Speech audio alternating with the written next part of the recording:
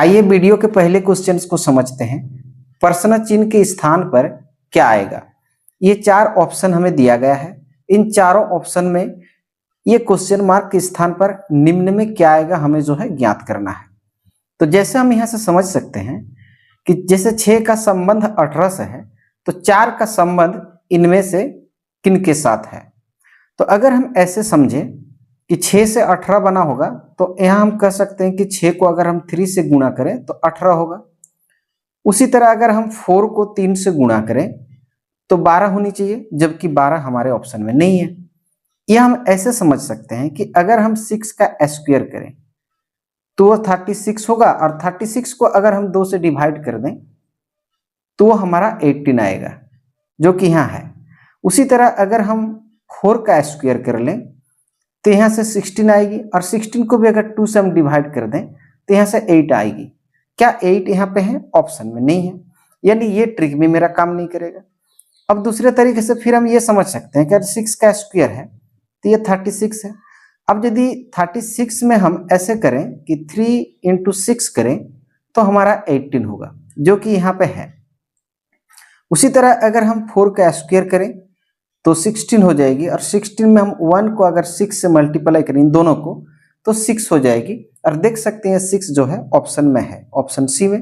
तो हम कह सकते हैं कि ये जो ट्रिक है ये बड़ी खतरनाक ट्रिक है। तो आशा करता हूं आप समझ गए होंगे। आइए हम लोग अगले क्वेश्चन की ओर बढ़ते हैं। देख सकते हैं वीडियो का सेकंड क्वेश्चन है, सबसे बड़ी संख्या को चुने। ये 4 नंबर हमें दिया गया है फ्रैक्शन के फॉर्म में। देख सकते हैं कि अंश और ये हर, अंश से हर बड़ी है, सब में अंश से जो है हर बड़ी है, यानी हम कह सकते हैं एक प्रॉपर फ्रैक्शन है, यानी उचित भिन्न है। और इसमें सबसे बड़ी को पता करने के लिए हम इनके बीच के गैप यानी डिफरेंस को पता करते हैं। देख सकते हैं कि 21 और 19 के बीच में जो डिफरेंस है, यहाँ 2 का डिफरेंस है। अब 25 और 26 में जो है 1 का डिफरेंस है। यहाँ देख सकते हैं 34 और 30 के बीच में डिफरेंस जो है 4 का है, और यहाँ पे देख सकते हैं डिफरेंस जो है यहाँ 3 का है। अब इस डिफरेंस यानी इस गैप को जो है बराबर करने के लिए ये दिए गए नंबर का हम एलसीएम लेंगे। तो अगर हम ऐसे एलसीएम लें, ये 2 का, 1 का, फिर ये 4 का और ये 3 का, तो इसका एलसीएम हो जाएगी यहाँ से 12। एलसीएम देख सकते हैं 12 आया। अब इन सबको हमें 12 बनाना है। 2 को 12 बनाने के लिए हमें 6 से मल्टीप्लाई करना होगा। वो 6 को हम ऊपर वाले अंश से गुणा करते चलेंगे। यहाँ 12 करने के लिए 6 की जरूरत है, और 6 से हम इसको मल्टीप्लाई करेंगे तो यहाँ से हम 19 को 6 से मल्टीप्लाई करेंगे तो 19 छोका 114 होता है। तो यहाँ से 114 आ गई। उसके बाद ये 1 को हम 12 बनाना चाहेंगे तो यहाँ से 12 से गुणा करना होगा। तो 12 से अगर हम 25 को गुणा करें ऐसे, तो 25 दूनी 50, फिर 25 से कम 25 और 5, यहाँ से 30 निकल के आएगी। उसी तरह ये 4 को हम 12 बनाना चाहेंगे तो 3 से गुणा करना होगा, 30 तिया 90, यहाँ से हम 3 से गुणा करेंगे तो यहाँ से 90 निकल के आएगी। ये 3 को हम 12 बनाना चाहेंगे तो 4 से गुणा करेंगे, 22 को 4 से गुणा कर लेंगे तो 22 चौका 88। देख सकते हैं कि इनमें सबसे बड़ा नंबर कौन है? तो सबसे बड़ा नंबर हमारा जो है 300 है। तो सबसे बड़ा नंबर अगर 300 है, 300 किससे मल्टीप्लाई करने पर आया? 25। तो 25/26 जो है ये दिए गए संख्याओं में सबसे बड़ी संख्या है, ये 25/26। अगर हमसे छोटी संख्या पूछा होता तो इनमें सबसे छोटी कौन है? 88। तो देख सकते हैं ये 22 वाला कहाँ है? यहाँ पे 22/25 जो है ये सबसे छोटा होता। तो अगर हमसे बड़ा पूछा तो 25/26, छोटा पूछा होता तो 22/25 इसका आंसर हो जाती। आशा करता हूं आप समझ पा रहे हैं। आइए हम लोग अगले क्वेश्चन की ओर बढ़ते हैं। देख सकते हैं वीडियो का तीसरा क्वेश्चन है 0.36, ऊपर में इसका बार लगा है, यानी इसे हम आवर्ती या तो रिकरिंग कहेंगे, प्लस 0.64 ऊपर में जो है बार है, यानी रिकरिंग आवर्ती है। कहता है इन दोनों नंबर्स को अगर हम प्लस करें, जोड़ दें, तो हमें क्या प्राप्त होगी? क्वेश्चन मार्क के स्थान पर हमें क्या आएगा? ये 4 ऑप्शन हमें दिया गया है। इन चारों में कौन सा राइट आंसर है हमें पता लगाना है। तो ऐसे क्वेश्चंस को हम लोग ऐसे समझ सकते हैं, जैसे मान के चलिए कि अगर हम 3 से ये 20 को हम डिवाइड करें तो 3 से डिवाइड करेंगे, 3 छक 18 आ जाएगी, यहाँ से 2 आएगी। फिर यहाँ से पॉइंट देंगे, फिर 3 6 का 18 हो जाएगी, यहाँ से फिर 2 आएगी, फिर यहाँ से पॉइंट है तो ये 20 होगा, फिर 3 यानी 3 छक 18 आ जाएगी, यहाँ से फिर ये 2 आएगा। फिर इसी तरह से सिलसिला बढ़ता जाएगा, यानी हम देख सकते हैं यहाँ पे कि 6.66 इस तरह से हमारा बढ़ता जाएगा। जब ये हमेशा बढ़ता जाए, ये आवर्ती बार बार रिपीटेशन होता जाए, तो इसे हम लोग शॉर्टकट में इस तरह से लिखते हैं समझने के लिए, ये 6.6 की संख्या बार बार बढ़ रही है, रिपीट हो रही है, तो हम पॉइंट के बाद जो 6 है इसके ऊपर ये रेकरिंग यानी बार लगाते हैं। इससे ये पता चलता है कि ये 6 जो है बार बार हमेशा अनंत तक आता रहेगा। तो यहाँ से भी आप समझ सकते हैं कि 3 6 के ऊपर में जो है बार लगा है, यानी 3 6 3 6 3 6 का रिपीटेशन हो रही है, और यहाँ से 6 4 के ऊपर में बार लगा है, तो 6 4 6 4 6 4 का रिपीटेशन हो रही है। तो इन्हें हमें जो है जोड़ना है। अब इसे अगर हम लोग प्लस करें तो इस तरह से प्लस कर सकते हैं, 0.36 फिर 36 फिर 36 फिर 36, इस तरह से हम आगे बढ़ सकते हैं। यहाँ से 0.64 फिर 6 4 6 4 6 4, इस तरह से हम कितने बार भी लिख के आगे बढ़ सकते हैं। अब इसे हमें जो है प्लस करना यानी जोड़ना है।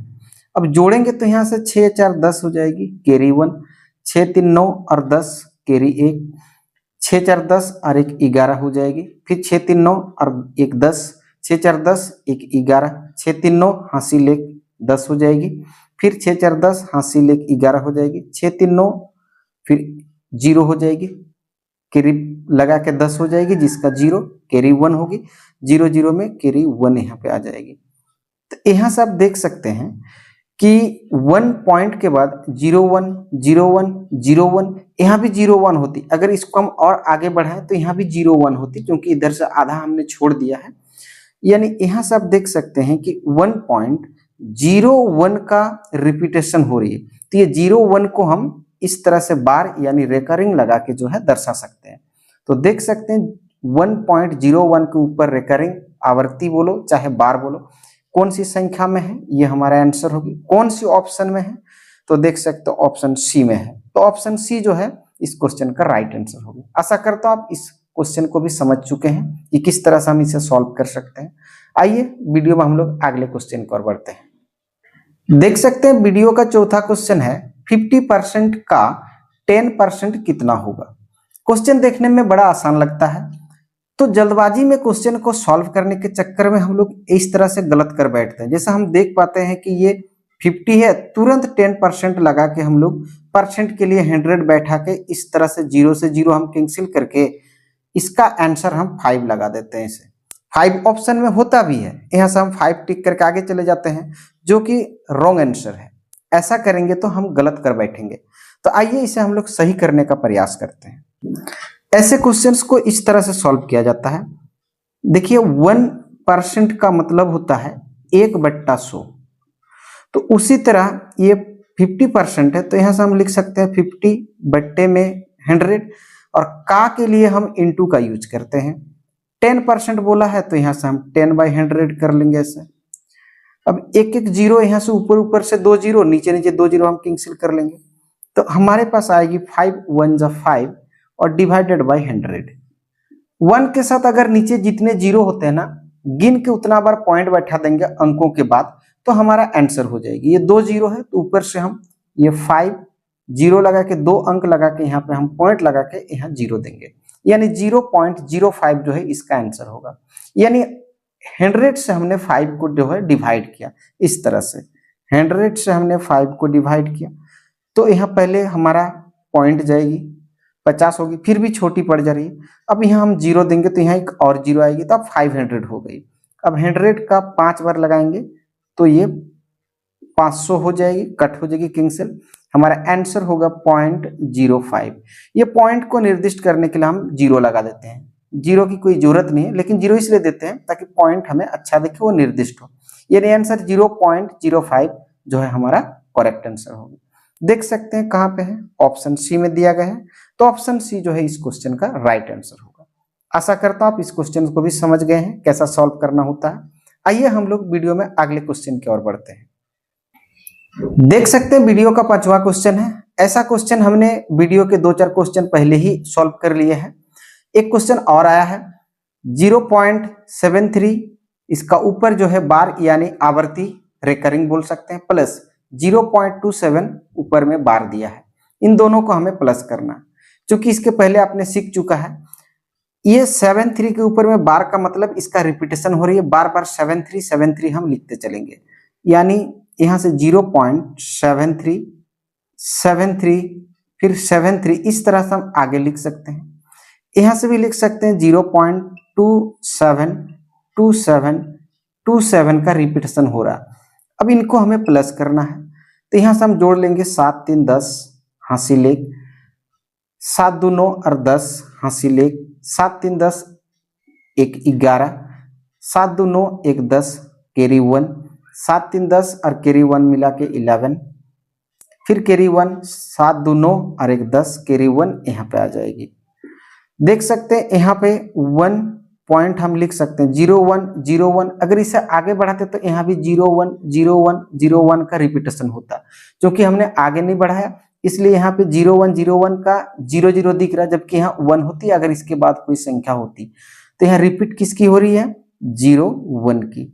तो 1 पॉइंट और 01 के ऊपर में हम बार लगाएंगे ताकि 01 का बार बार आवर्ती या रिपीटेशन हम बोल सकते हैं, इसके ऊपर में हम बार लगा लेंगे। तो देख सकते हैं ऐसा ऑप्शन किस में है, तो ऑप्शन ए में दिया गया है। तो ऑप्शन ए जो है इस क्वेश्चन का राइट आंसर होगा। आशा करता हूं ऐसे क्वेश्चंस को आप सॉल्व करना सीख गए होंगे। इस वीडियो में मैंने 5 क्वेश्चन लिया था अलग अलग डिफरेंट टाइप का। वीडियो देखने के लिए बहुत बहुत धन्यवाद। हम लोग फिर मिलेंगे एक नए वीडियो में कुछ नए ऐसे क्वेश्चंस को लेकर के। तब तक के लिए जय हिंद, जय भारत।